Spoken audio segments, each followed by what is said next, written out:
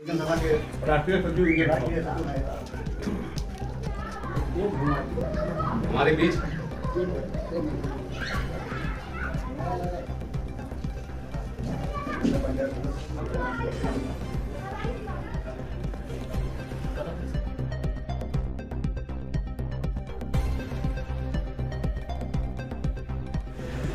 नमस्कार। आइए आज समाजवादी पार्टी के राष्ट्रीय सचिव जी से वार्ता करते हैं। तो वहीं विधानसभा के उपाध्यक्ष जी हैं माननीय रामराज यादव जी, हरिप्रसाद यादव जी, चुनाव प्रभारी। आज खास मुलाकात में कुछ जानकारी लेते हैं कि युवाओं के बारे में या सरकार की योजनाओं के बारे में इन लोगों का क्या कहना है।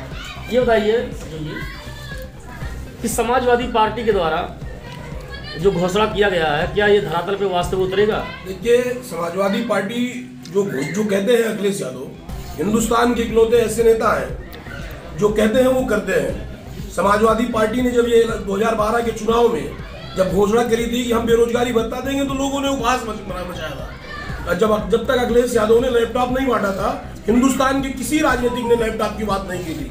तो उत्तर प्रदेश के देश के अंदर सबसे पहले बेरोजगारी भत्ता, कन्या विद्याधन और लैपटॉप का काम अखिलेश यादव जी ने किया है। वो जो कहते हैं उसको पहले तय करते हैं कि हम करेंगे कहां से, तब कहते हैं। आपको दिखाई देगा 1 साल के अंदर समाजवादी पार्टी का घोषणा पत्र 100% 1 साल के अंदर वो आपको जमीन पर, धरातल पर दिखाई देगा बहुत तेजी से। नहीं, अभी तो योजनाओं के बारे में जैसे अखिलेश यादव ने घोषणा पत्र जारी किया, वैसे ही भाजपा ने भी किया है। देखिए, उनका जो हमने जो 2012 में घोषणा पत्र जारी किया था, 2017 तक हमने उसको कितना पूरा किया। और उन्होंने जो जारी किया था, उनका जो संकल्प पत्र था, उन्होंने 5 साल काम किया है। हम सिर्फ, हमारी सरकार उत्तर प्रदेश में थी और उनकी सरकार जो है केंद्र में थी। अखिलेश यादव जी जो है घोषणा नहीं किए थे, उनके घोषणा पत्र में मेट्रो एक्सप्रेसवे नहीं था। केंद्र सरकार की बिना मदद के भारत सरकार ने कोई मदद नहीं किया। जितना हो सकता था उतना और किया। उसके बावजूद अखिलेश यादव ने हिंदुस्तान के अंदर सबसे कम समय में एक्सप्रेसवे और मेट्रो बनाने का काम किया है। नहीं, भाजपा तो ठोको अभियान तो जो किया था, ठोको अभियान तो पूरा कर रहा है ना लगातार। ये ठोकने का काम सरकार का नहीं है। सरकार का काम है अस्पताल बनाने का, सरकार का काम है रोजगार देने का, सरकार का काम है अच्छी शिक्षा देने का, अच्छी शिक्षा, अच्छी फसलें देने का। वो उन्होंने नहीं किया। उनका काम ठोकने का नहीं। सरकार ठोकने के लिए पैदा होती है क्या? सरकार का काम ठोकना है इंसान को। सरकार का काम गरीबों को न्याय दिलाना और हर गरीब के मुंह में निवाला की व्यवस्था करना, ये सरकार का काम। ठोकने का काम सरकार का नहीं है। क्या समाजवादी पार्टी जो है वापसी अगर आएगी तो जो ठोको अभियान हुआ है इसमें तमाम निर्दोष? हम ठोको शब्द की ही निंदा करते हैं। हम समाजवादी पार्टी के लोग संसदीय भाषा का प्रयोग करते हैं। अगर कोई अपराधी है तो उसको जो कानूनी न्याय संगत सजा होगी वो मिलेगी। अपराध करने की, कानून हाथ में लेने की किसी को भी अधिकार होगा कि नहीं होगा? इनकाउंटर मुद्दा बड़ी तेजी से उठा है। इनकाउंटर करना न करना ये सरकार का काम नहीं है। ये गलत बात है। किसी को ये अदालत ये काम फैसला काम करती है। ये सरकार का काम नहीं है इनकाउंटर करना। हम नहीं करने के लिए नहीं आए। हम प्रदेश की उन्नति की बात कर रहे हैं। आप हमारे विकास का कागा पूछिए। हम रोड कैसी बनवाएंगे, हम अस्पताल कैसा बनाएंगे, हम विद्यालय कैसा बनाएंगे, हम आपको चिकित्सा कैसी देंगे।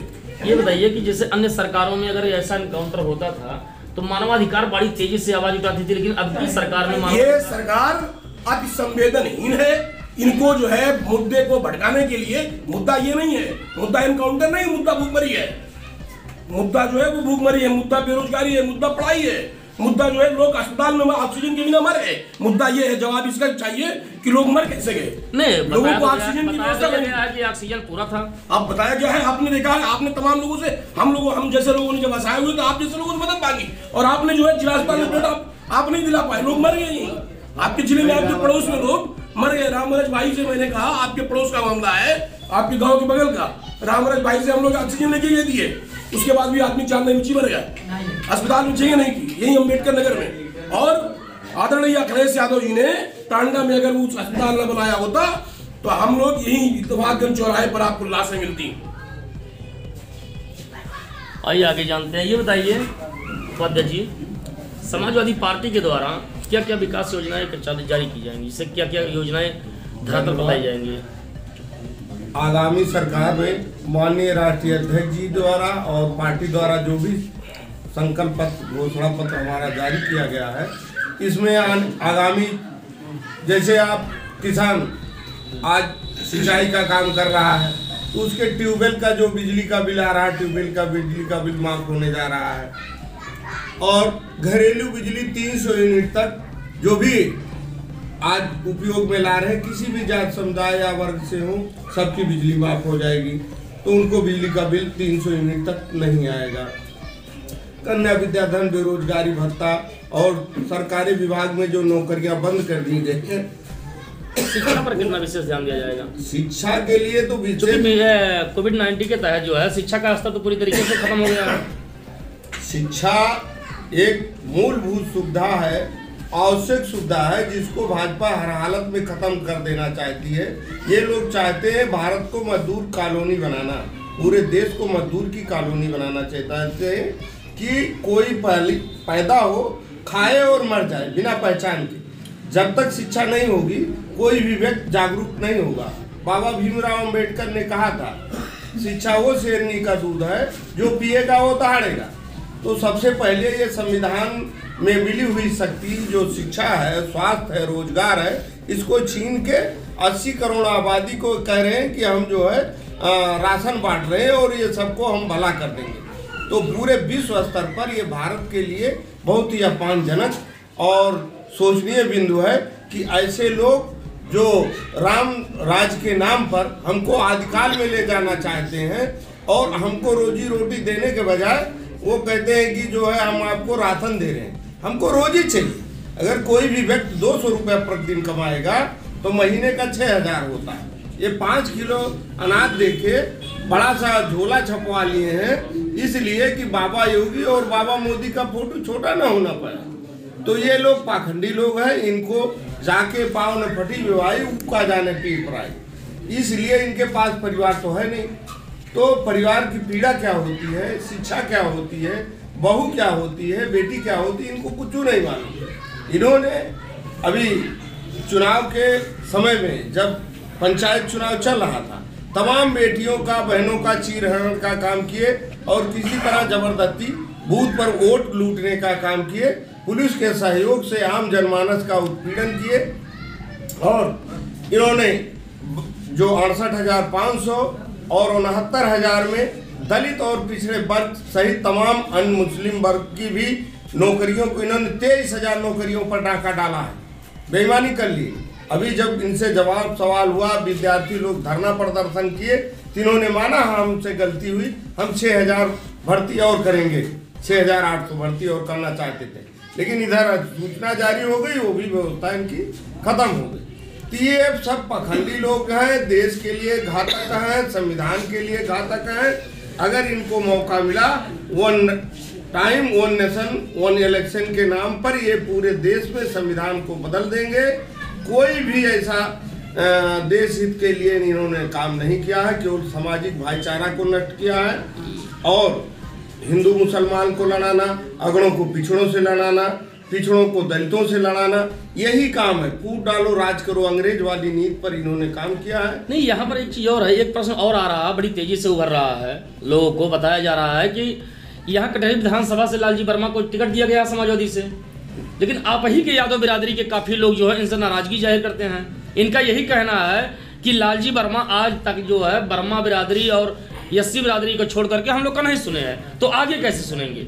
नहीं, ये इसके बारे में कुछ कहेंगे? नहीं, ये अगर भ्रांति फैलाई जा रही है, ऐसा कोई यादव नहीं कह रहा है। सारे लोग जो भी कैंडिडेट आए हैं उनको माननीय अखिलेश यादव मान के, अपने आप को लालजी वर्मा मान के चुनाव में लगे हुए हैं और भारी बहुमत से लालजी वर्मा चुनाव जीतने जा रहे हैं।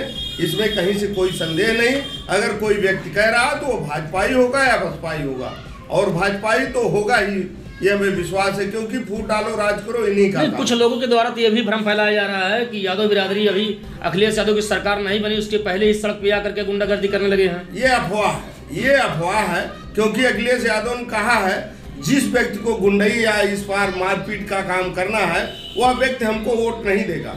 तो इस बार ये आप माइंड मेकअप कर लीजिए। आम जनता से मैं कहता हूँ, मीडिया के साथी यहाँ पर इस बात को फैलाइए कि कानून व्यवस्था के नाम पर सरकार को जो भी बदनाम करने का प्रयास हुआ वो मीडिया की अफवाहें थी। और इस बार अखिलेश यादव ने खुले शब्दों में कह दिया कि इस तरह के तत्वों को हम अपनी तरफ से स्वतंत्र करते हैं को हमको वोट ना दें। जिनको समाज में भाईचारा नहीं, दंगा फसाद चाहिए, वो हमको वोट ही ना दें। तो इससे लगता है कि आगे ये कानून व्यवस्था के नाम पर हमारी सरकार बहुत मजबूती से काम करेगी और देश प्रदेश विकास और खुशहाली पे चलेगा, सामाजिक भाईचारा बनेगा। और इनका हम चाहेंगे कि जो भी हमारे भाई लोग आए हैं 10 तारीख को 10 बजे बजवा दे गाना, चल सन्यासी मंदिर में, ये गाना बज जाए और देश। यानी योगी जी को अब जो है फिर से वापस मठ में आप लोग भेजेंगे। विकल्प उनका अच्छा है, उनका कर्मकांड काम करते हैं, उनका मन पूजा पाठ में ही लगता है। वो तो अभी भी घोषणा कर रहे हैं कि हम एक बार फिर आएंगे, फिर ठोको अभियान चालू करेंगे। वो ठीक है, देखिए उनकी भाषा और उनके कर्म दोनों संसदीय नहीं है। हमारे माननीय मुख्यमंत्री हैं, आपके मुख्यमंत्री को तो आतंकवादी की श्रेणी में ला दिए है ना। नहीं, उनकी भाषा और उनके कर्म। नहीं, देश का प्रधानमंत्री है, देश का प्रधानमंत्री, उसको हम संसदीय भाषा नहीं कर सकते। उनकी भाषा ही सड़क छाप है, इसलिए वो माननीय जब तक पद पर है हमारे लिए माननीय है। लेकिन उनके कर्म मठ में जाके भजन पूजन कीर्तन ये सब कर्मकांड करने लायक ही है, वो देश चलाने लायक नहीं है। आचार्य चाणक्य से पूछा गया था कि आप जब सम्राट बना सकते हैं चंद्रगुप्त को, तो आप खुद क्यों नहीं बनते? तो उन्होंने कहा था कि शासक उस व्यक्ति को बनना चाहिए जिसके पास परिवार हो और जो परिवार की पीड़ा देख सकता हो और सामाजिक सरोकार से वाकिफ हो। इसलिए हम राजा नहीं बनेंगे, चंद्रगुप्त को बनाएंगे। तो ये योगी होते हुए अपने योग को छोड़ के राजा बनने चले गए। कहीं कभी इतिहास में पुराणों में यह वर्णन नहीं है कि कोई योगी राजा बना हो। तमाम राजा चौथे पन में चले जाते थे, अपना वनगमन करते थे और योगी बन जाते थे। ये उल्टा किए, ये किसी तरह के कोई योगी नहीं है, ये केवल भेष बना के तथाकथित योगी हैं। और इनका काम ठोक देंगे, पीट देंगे, सुधार देंगे, गर्मी निकालेंगे। ये भाषा एक अखिलेश यादव ने भी तो कहा गर्मी निकाल देंगे। नहीं, अखिलेश यादव इतनी भाषा का प्रयोग कर ही नहीं सकते। उन्होंने कहा कि हमारे वोटर और जनता भाप निकाल देगी, इनकी गर्मी निकालने की बात है कहाँ। उन्होंने कहा कि इनके कार्यकर्ता ठंडे पड़ गए हैं। उन्होंने कभी ऐसी भाषा वो कर ही नहीं सकते। वो पढ़े लिखे इंजीनियर आदमी हैं, तो कभी ऐसा नहीं। वो निर्माण की बात कर सकते, विनाश की बात तो भाजपा वाले ही करते हैं। हमारा तोड़ो राज करो। आइए आज आगे बात करते हैं फौजी जी से। ये बताइए, आपको चुनाव प्रभारी बनाया गया है। हाँ। तो क्या अम्बेडकर नगर से 5 विधानसभा सीटें निकालने की जो है, क्या वो रखते हैं कि पूरा विधानसभा सीटें निकल जाएंगे सभी? भारी बहुमत से 5 सीट समाजवादी पार्टी जीत रही है। नहीं, अभी टांडा का तो बताया जा रहा है कि वहाँ से मुस्लिम कोई प्रत्याशी ना खड़ा होने के कारण मुस्लिम नाराज हैं। बिल्कुल नाराज नहीं है। मुस्लिम नहीं, कहीं समुदाय के लोग बहुत कम लोग जो दिखाई पड़ते हैं कार्यक्रम में। बहुत दिखाई दे रहे हैं, सब अपने रोजी रोजगार में लगे हुए हैं और सब चाह रहे हैं कि अखिलेश यादव की सरकार बने और विकास हो। हमारे मुख्यमंत्री जी का कहना है, अखिलेश यादव का, पहली कैबिनेट में 11 लाख जो पद खाली है, पहली कैबिनेट में उसको हम भरेंगे, नौकरी देंगे। और आईटी सेक्टर में 22 लाख नौकरी को उन्होंने वादा किया है कि हम 22 लाख नौकरी आईटी सेक्टर में। वादा तो बीजेपी भी की है काफी लंबी तो आप देख ही रहे हो, 15 लाख लोग ले लिए हैं और तमाम चीज़ ले लिए हैं। गंगा जी में कितनी लाशें बाहर आई थी वो भी देख रहे हो, कोविड में भी देख रहे हो, सारी चीज़ें। नहीं, कोविड तो एक बीमारी थी जरूर, लेकिन वो व्यवस्था नहीं कर पाए हैं उसकी। या आप मानते नहीं कि कोविड नहीं है? नहीं, कोविड था, लेकिन व्यवस्था नहीं कर पाए। हमारे तमाम लोग, किसान मजदूर, सारे लोग मर गए हैं और गंगा जी में वैसे बहा दिए गए हैं। उनके लाशों को कौवा चील कौवा नोच कर खाए हैं। कोई व्यवस्था उन्होंने नहीं किया है। इसीलिए जरूरी है अब की बार जो है, इस बार जो है समाजवादी की सरकार जरूरी है। अभी हमारे राष्ट्रीय अध्यक्ष जी ने कहा है, बेटियों के लिए केजी से लेकर के पीजी तक शिक्षा मुक्त रहेगा। अच्छा, आखिर में बेटियों के लिए ही क्यों? बेटे भी तो पढ़ते हैं, तमाम गरीब बेटे भी हैं जो आगे बढ़ना चाहते हैं। बेटों के लिए तो है ही है, पढ़ाई शिक्षा मुक्त रहेगी, दवाई और पढ़ाई मुक्त रहेगी। लेकिन बेटियों को लोग कम पढ़ाना चाहते हैं। हमारे हिंदुस्तान का कल्चर है, केरला को छोड़ करके पूरे हिंदुस्तान में बेटियों को लोग कम पढ़ाना चाहते हैं। इसलिए उन्होंने बढ़ावा दिया अखिलेश यादव ने कि बेटियों को बाहर निकालिए, उनको पढ़ाइए, केजी से लेकर के पीजी तक उनकी शिक्षा मुक्त रहेगी, उनको नहीं पढ़ाने। तो आरोप यह भी लगाया था, अगर ये बताया जा रहा है कि बच्चियों को जो है निकाल करके बाहर पढ़ाने के लिए, तो वहाँ पर गुंडा राज भी बताया जाता है कि समाजवादी पार्टी गुंडा पार्टी है। हाँ, ये जैसे भी तो कहा हमारे जाता है। माननीय मुख्यमंत्री जी हैं योगी जी, उनके पास में दर्जनों मुकदमे हैं, उनसे बड़ा कोई गुंडा है ये नहीं है। कहते हैं दूसरे को, गुंडा खुद ही हैं वो। हमारे जो ये हैं क्या नाम, गृह मंत्री जी हैं, अमित शाह जी हैं, वो भी अपना मुकदमा ही हटवा रहे हैं। माननीय प्रधानमंत्री जी अपना मुकदमा हटवा रहे हैं। माननीय हमारे जो महात्मा गांधी जी थे राष्ट्रपिता, उनको कोई हिंदू मुस्लिम नहीं मारा था, हिंदू ही मारा था। इस बात को पता होना चाहिए कि हिंदू ही मारा था। ये सब सिर्फ अफवाह उड़ा रहे हैं, कोई गुंडागर्दी समाजवादी में ये नहीं है। जो गुंडे थे इस समय वो सत्ता में है। इस समाजवादी पार्टी को तो आतंकवादी की श्रेणी में रखा गया है। वो गलत चीज़ है। लगातार जो है चल रही है, सोशल मीडिया पे तमाम बातें चल रही हैं। समाजवादी का मतलब क्या होता है? समाजवादी का मतलब है सभी धर्म को लेकर के एक साथ चलना, उसी को समाजवादी कहा जाता है। ऐसा कुछ नहीं है। धन्यवाद। एक मुलाकात समाजवादी पार्टी के 3 दिग्गजों से हुई। वहीं आइए जिला पंचायत सदस्य से भी बात करते हैं। आप जिला पंचायत सदस्य हैं ना जी? क्या ना शुभ नाम? गंगाराम कन्नौजिया जी, पूर्व ब्लॉक प्रमुख भी रह चुके हैं। तो ये बताइए कि समाजवादी पार्टी क्या अब की बार 5 विधानसभा जीत जाएगी? समाजवादी पार्टी नहीं, अखिलेश यादव के द्वारा टिकट बंटवारे में जो है काफी हेरफेर किया गया है, आरोप लगाया जा रहा है। जो हमारे अध्यक्ष जी जिसको दे दिए हैं, हेरफेर हो चाहे जो, उसी को हम मानकर उनको वोट देंगे। ठीक है। नहीं, जहाँ बीजेपी सरकार जो है करीब 12 जातियों की एक साथ लेकर चल रही है, वहीं समाजवादी पार्टी मात्र कुछ ही जाति को लेकर के साथ चल रही है। नहीं, सब कुछ नहीं बात है। हमारी समाजवादी पार्टी भी सभी जातियों को लेकर चल रही है।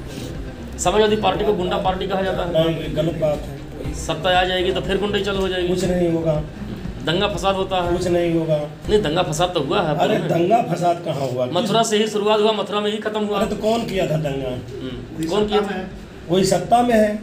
अच्छा, यानी कि सत्ता जो है जब समाजवादी की बनती है तो ये लोग दंगा करवाते ये हैं, लोग दंगा करवाते हैं बदनाम करने के लिए। बदनाम करने के लिए। नहीं तो इनके ऊपर कार्रवाई भी तो होनी चाहिए। जैसे इनके ऊपर बुलडोजर चल रहा है अभी मौके पे, जैसे बुलडोजर चल रहा है, तो ऐसे समाजवादी को भी चलाना चाहिए बुलडोजर। जब समाजवादी बुलडोजर नहीं चला पाएगी ना, जब गलत करेंगे तभी तो चलाएगी कोई से। नहीं, दंगा करवा देते तो ये गलत नहीं है। अरे दंगा कहाँ करवा दे? दंगा तो वही लोग करवाते हैं। वही लोग दंगा करवाए हैं, भाजपा वाले अगर दंगा करवाए हैं तो उनके ऊपर आखिर में बुलडोजर क्यों नहीं चलता है? अरे भाई बुलडोजर बहुत हो जाएगा तब चलेगा, उनके ऊपर भी चलेगा। यानी अब से जो है शुरुआत हो जाएगी। नहीं, शुरुआत हुई, जो गलत रहेगा उस पर चलेगा क्यों नहीं? अच्छा, जो ये एनकाउंटर हुए हैं, तमाम एनकाउंटर हुए हैं, उसमें बताया जा रहा है कुछ फेक भी एनकाउंटर है। यहाँ तक कि मानवाधिकार भी इसमें चुप्पी साधे बैठी है। इसके पहले कोई भी मामला होता था तो मानवाधिकार का हस्तक्षेप तुरंत होता था। मानवाधिकार अब की 5 साल गायब रही। तो क्या समाजवादी पार्टी आने के बाद मानवाधिकार एक बार फिर से उठेगी कि नहीं उठेगी? सरकार से टच है भाई सब। ये सरकार से टच है। चलिए ठीक है, खास मुलाकात हुई समाजवादी पार्टी के दिग्गजों से। मैं अरविंद यादव।